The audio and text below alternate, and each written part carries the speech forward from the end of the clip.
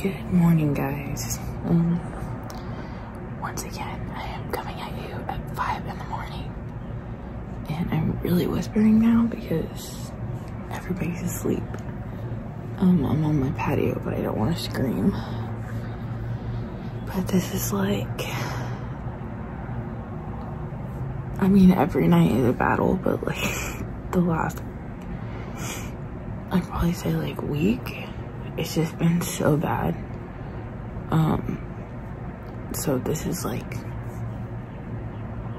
I think like the 10th day of it. Mia has woken up like just in pain, and we would vent her like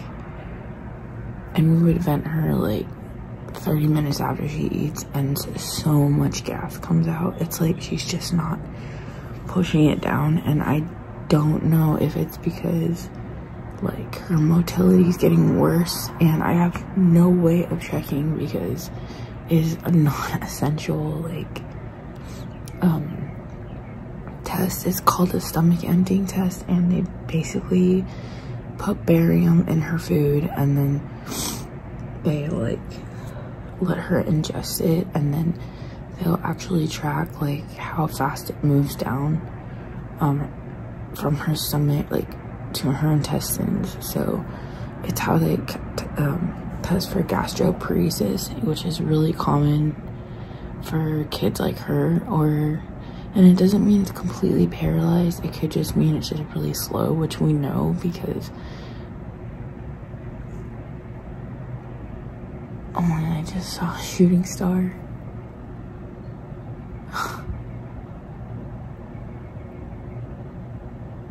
I've never seen one before in my life, but I just saw one right now. Wow, that was incredible. Maybe that's a sign that everything's gonna be fine. Sorry, my nose is like jacked up because I've just been in tears because I just don't know what to do. Wow, that was beautiful. I've never seen one before, and I'm 34.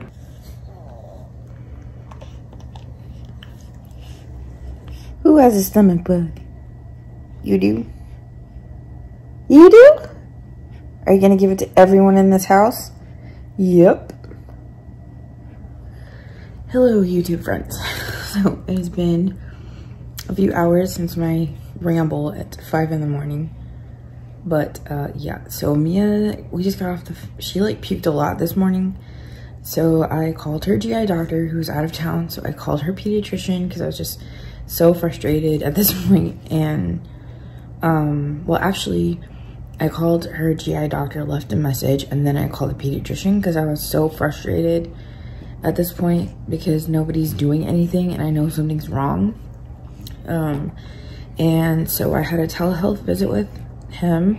We checked her temperature. We told him about her stool, which has been kind of mucusy and like gross and or like really watery, like pee almost. And then he said that she definitely has a very contagious stomach virus. So yay, go parenting. So the key is just to keep her hydrated. So we're just gonna have her the scoop of her formula.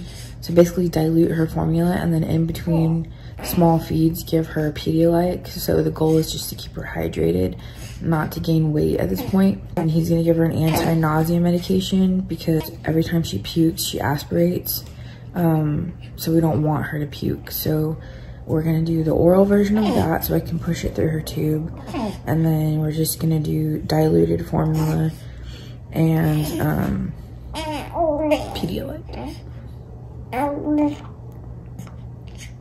Yay. We can do this. But she's all smiles right now, so that makes me happy. Hi. Hi.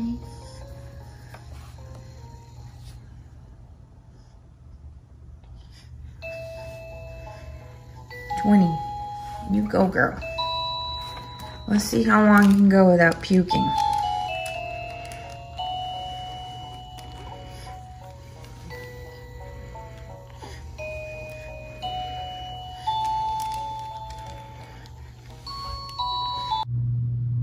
Diluted her milk in the last feed and no pukies for 2 hours.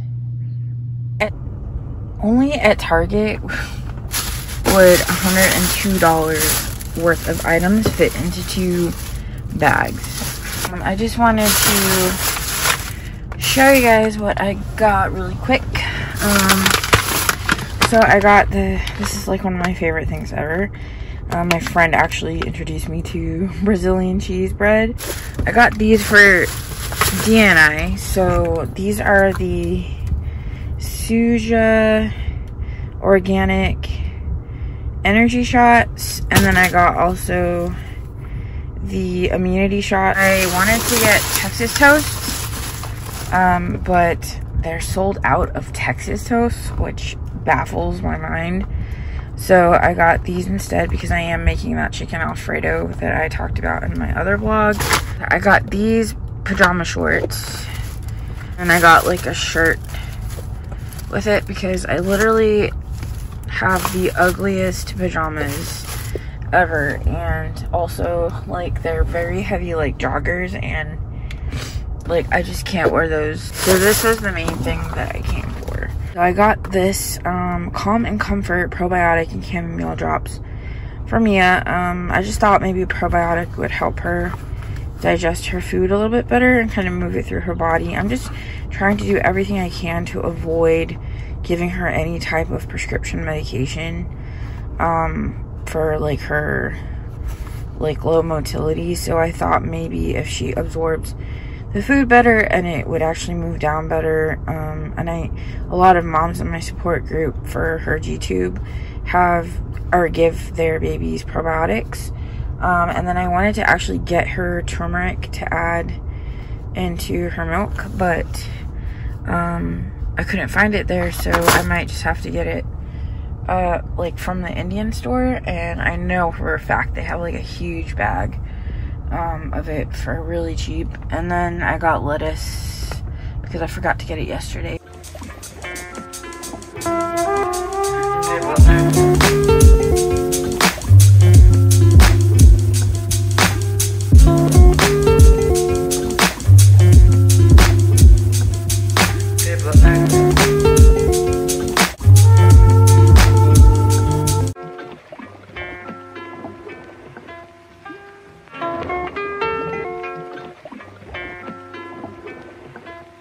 People acting. People acting. People acting. People acting.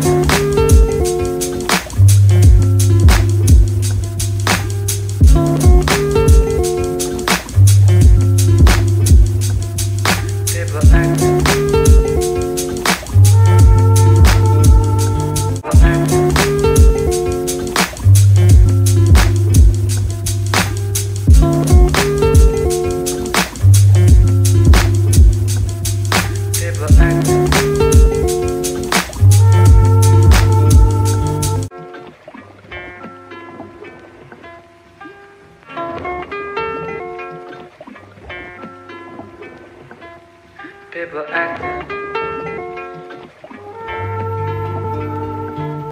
People acting. Well, Charlie pooped out the tissue paper she ate and then she stepped in it. So I can already tell how this day is gonna go. Good morning, guys. It's actually the next day. I'm still so tired, but I feel so much better than I did yesterday. Yesterday I just felt really defeated and I had been awake for just way too long. Mia and Dia and Charlie are sleeping, and it's just me and Cass and Rusty, my cat, here chilling outside. Just enjoying some quiet time before the day gets started. It's pretty much my only time I get any solace before it just gets really hectic. I did want to mention that because Mia's like stomach virus is contagious, we had to cancel her therapies for the next week or two, which is really sucky because with her, she can regress so quickly, and I can't feed her via bottle right now. All I can do is give her passy dips, which means that I have to dip her pacifier in her formula and then let her like suck on it like that, so she doesn't forget the idea of sucking the nipple with like the taste of milk. Also, her lungs are very congested because she has been aspirating on her puke, and so the therapist was like, nope, we need her lungs to clear out, we need her to feel better, and we just need her to be healthy before she, and like have a good immune system in case she does aspirate. She can fight off any infection that could potentially come from there.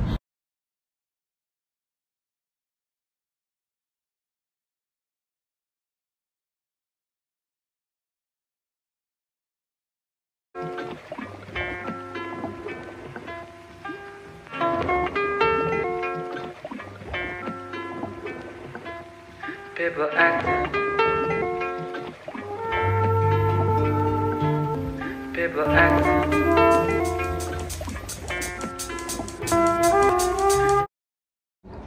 While my coffee is brewing, I wanted to show you some of the things that would give Mia.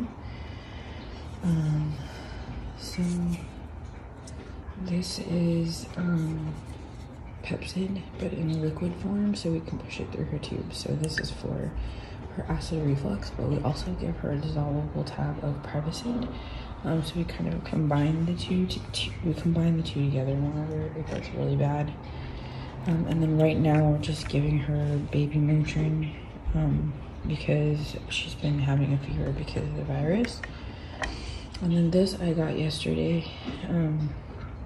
It's the Culturelle Baby Calm and Comfort Probiotic Supplement with chamomile. So you just put 5 drops of this in their mouth directly.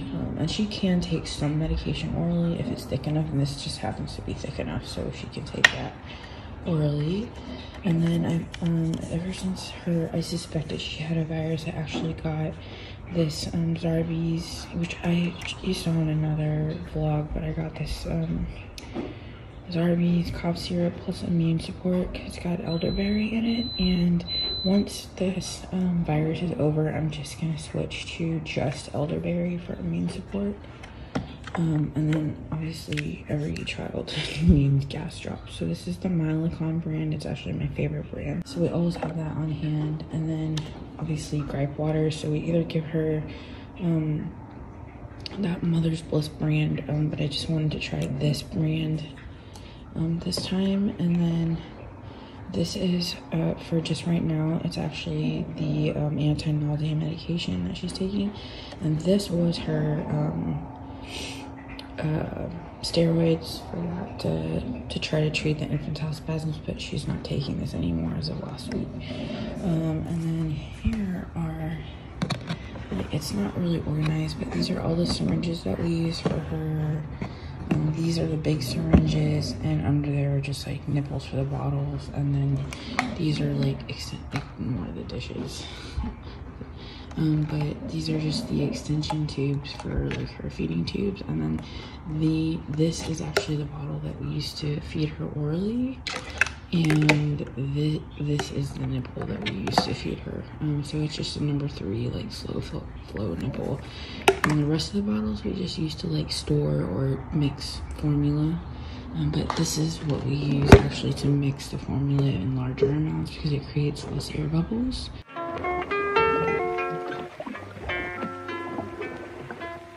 People acting. People acting. Little Miss Mia is eating right now. She's still sleeping, so I'm just gonna continue to let her sleep. But I just changed her diaper and checked her temperature, which is a little bit low, so she's just a little cold. It was at 97.1, so I wrapped her up in her swaddle. And she's actually taking to these new pacifiers pretty good. Like she's able to keep them in her mouth for a little bit. Which I was surprised because they're like a lot bigger than the one she is normally using, but she's not. But I kind of just let her stuck it in her mouth instead of me like shoving it in her mouth. That way she can like find her grip on it and I don't like gag her.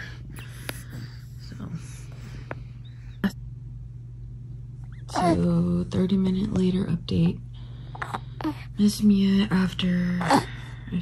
since yesterday afternoon, she actually puked for the first time again, so I just like hate seeing her so sick. I'm putting Mia's clothes away, and I just had this thought in my head that I kind of wanted to share, and I guess it kind of just hit me like a freight train. Just looking at her clothes and like her room and stuff, and realizing like what makes parenting in general so hard is like the degree of uncertainty that you feel always. Like you're always gonna have this little tiny bit of anxiety in the back of your mind because you just don't know how their future's gonna go. But for a special needs parent, that degree of uncertainty is even wider. And with each doctor's appointment, they remind you how wide of a gap that uncertainty is. Like how broad the spectrum of how your child can be is. And I worry about Mia's future all the time. I worry about her life expectancy all the time. And I even worry about the dumbest things like her milestones, you know, and I feel like everybody wants something that someone else has, or they're thankful that they don't have to go through something that somebody else is going through. And I see kids that are, you know, a little worse off than Mia, and then I feel thankful that we're not going through that. But then I remember, okay, they're a little bit older than her, and I don't know if Mia's gonna be there where they are when she's that age. I don't know if she's gonna have that one seizure that completely stops her from smiling or completely wipes her slate clean again. I don't know. I mean, that's the thought that is so scary. And I feel like when you have a neurotypical child, you don't actually know either the trajectory of their life, but you have a pretty solid idea. Like, you know that at some point they're gonna crawl to a certain degree. You know that at some point they're gonna talk and they're gonna walk and they're gonna go to school and they're gonna get married and they're gonna, you know, go to college. And I don't know if Mia's gonna do any of those things. I don't know if she's gonna live independently or if we're, you know, gonna take care of her for the rest of our lives. And of course we will. We're her parents. We love her. But you can't help but wish those things for your child. You know, before Mia was, we found out about her ACC and stuff, Dee and I used to talk about her college fund. I mean, and I pray every day that, you know, we get to set one up for her still. Like, I haven't lost hope that she can go to college and enjoy her life. But I really don't know. And that degree of uncertainty is what kind of scares me. No. It's what scares me the most, actually. So, I know it's a random thought, but that's just the reality of being a parent, and it's just the reality of being a special needs parent, and I kind of just wanted to share that with you guys. Real life bird's nest. Right here.